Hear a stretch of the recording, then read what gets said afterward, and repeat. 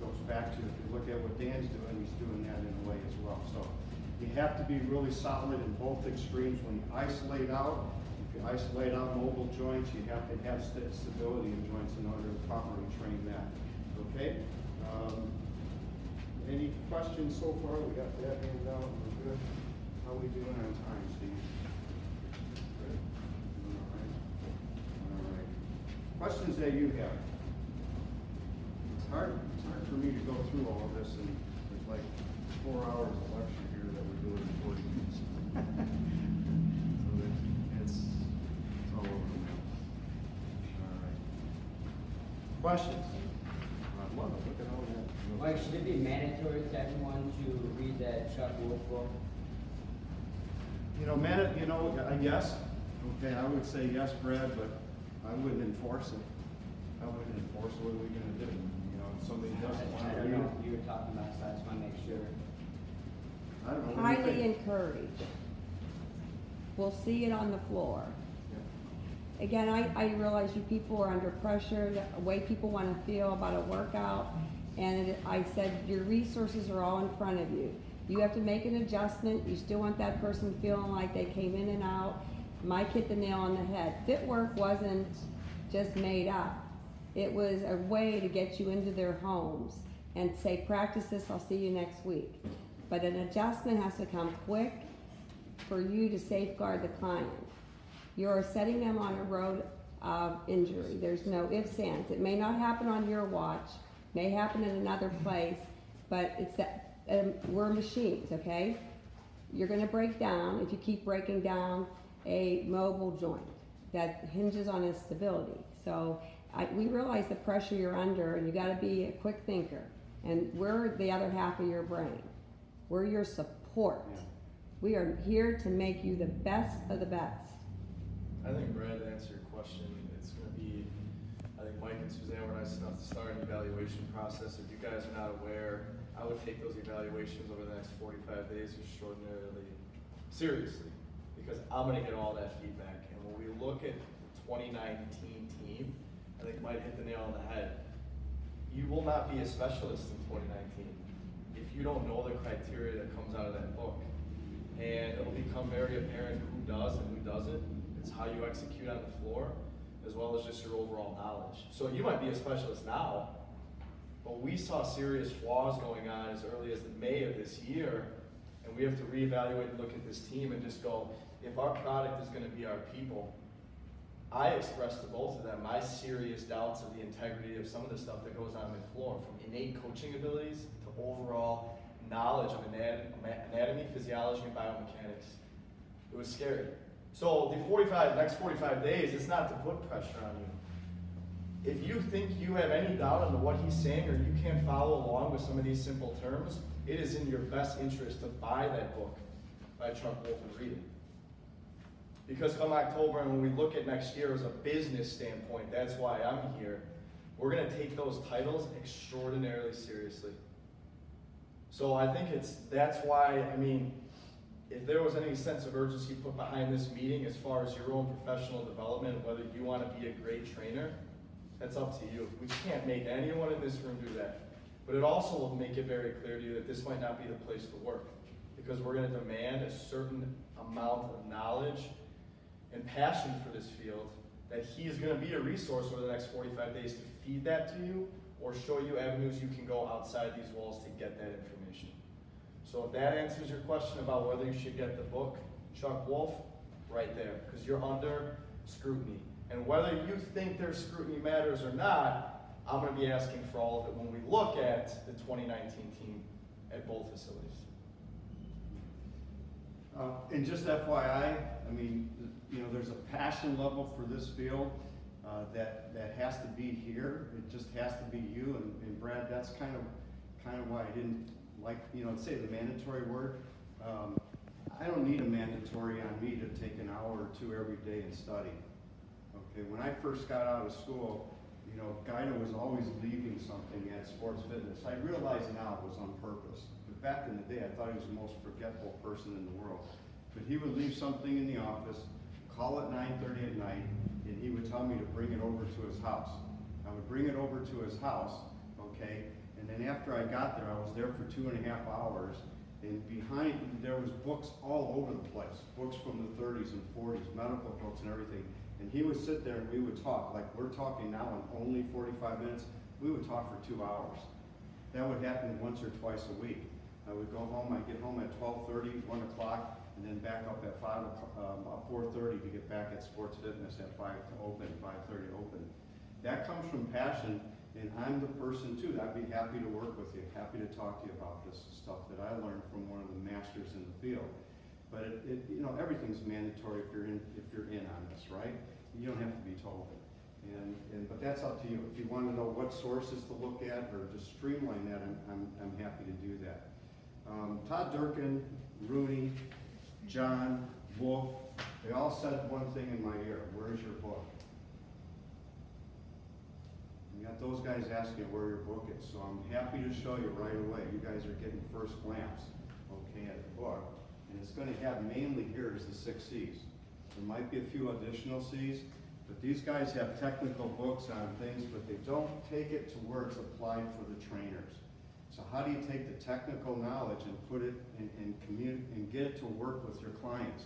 I'm very blessed to be here at Right Fit, because for 30 or so hours a week, I get to practice this, I get to refine it, and I get to tune it, and then I go home and I start writing it down and putting it together in a book. You know, it took Chuck 40 years to write this book, but as he says, there's thousands and thousands of patients and clients that he's worked with, and you know, we get to do that too. We get to define ourselves. But I boil things down into the 6 C's. And one is to make sure that we show our client the correct way to do that. It's important to visually show them the correct way to do an exercise. I understand if they've done it correctly for a number of times, you can skip that one.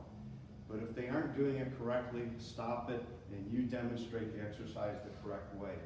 Make sure that you're pointing out at least 3 things that are usually done wrong in the exercise, and prioritize it with the thing that is the most important to do correct. And when they do wrong the most, do that first and show them the correct way to do the exercise. When you critique your client, it's very important that you critique them from 3 different angles. Make sure that they know, make sure that you're seeing every one of those mobile segments, and make sure that you're analyzing each one of those. Okay, when you do when you're doing the critiquing.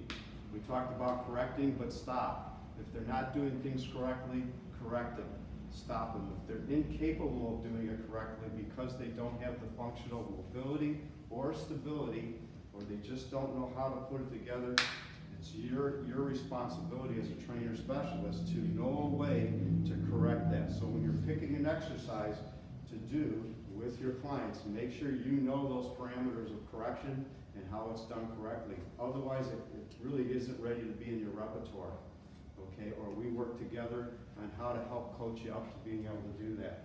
So it's important to correct that. It's important to cue people, all right? As little words as possible, but cue them on things to do correctly. Cue them in the first 3 repetitions. Don't let them do things wrong for the whole set. Cue them right away, correct them, and make sure that when you're correcting them too, that you may need to put hands on, or you may need to point to yourself, so that they see and they hear and they feel what is the correct way to do the exercise. Real important to go ahead and compliment and show them that you care.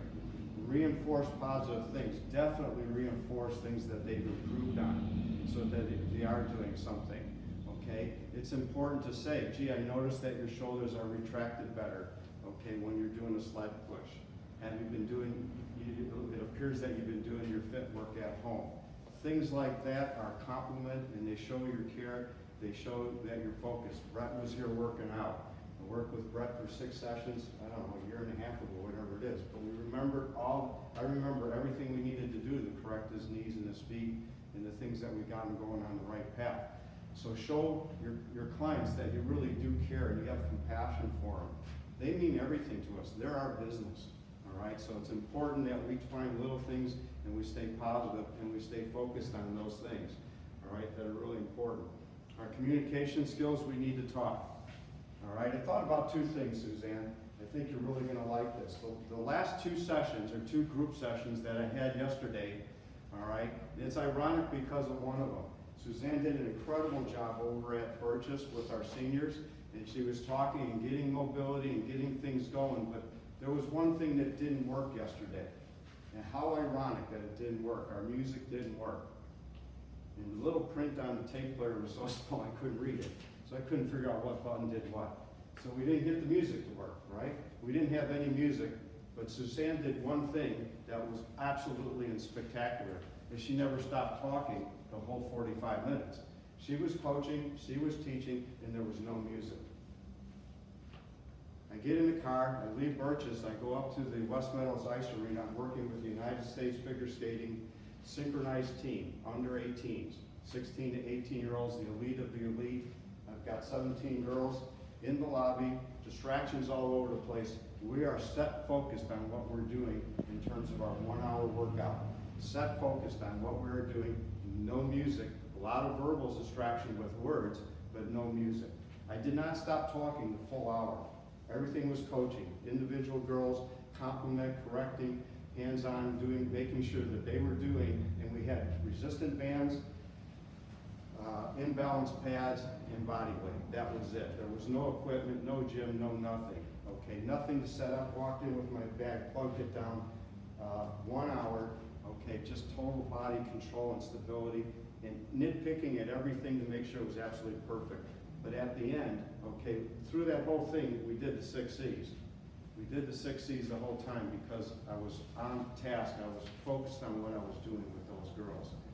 And this is my 18th year working with that team. There's only 2 girls in the whole program that were born before I started working with that program. Mike, can I make a point? Yeah. Alana, when you played college basketball and you were doing indie or individual work, were your coaches blasting music in the background when they were coaching you skills? No.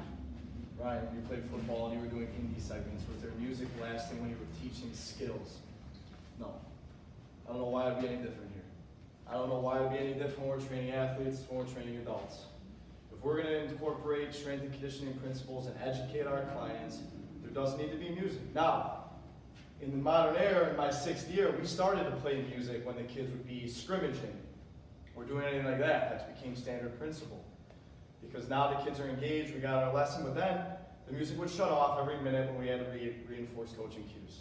I don't know why that would ever be different here. And even when they're running, we don't do any intervals over 2.5 minutes. What are you doing in between those intervals? Do you hide behind the music? I would ask myself that question. And when you guys, any sport you've ever played, is it drowned out by music? No, absolutely not. So it wouldn't be any different here. That's my point on that. Yeah, it may be the type of thing if you're playing in front of, if you're performing as an athlete and there's the crowd noise and the cheering and that going on. I get it. And I get that is exciting, but you're the professors here. If you've been to a classroom and they were blasting music and the professor was trying to teach, we have no music going on right now. What you have to say and what you're about is so important, and that's the focus of what we're doing. Music's okay to drown out the buzzing and the lights or whatever, I get that, but let's make sure that we're the main thing on the stage and that we can execute these 6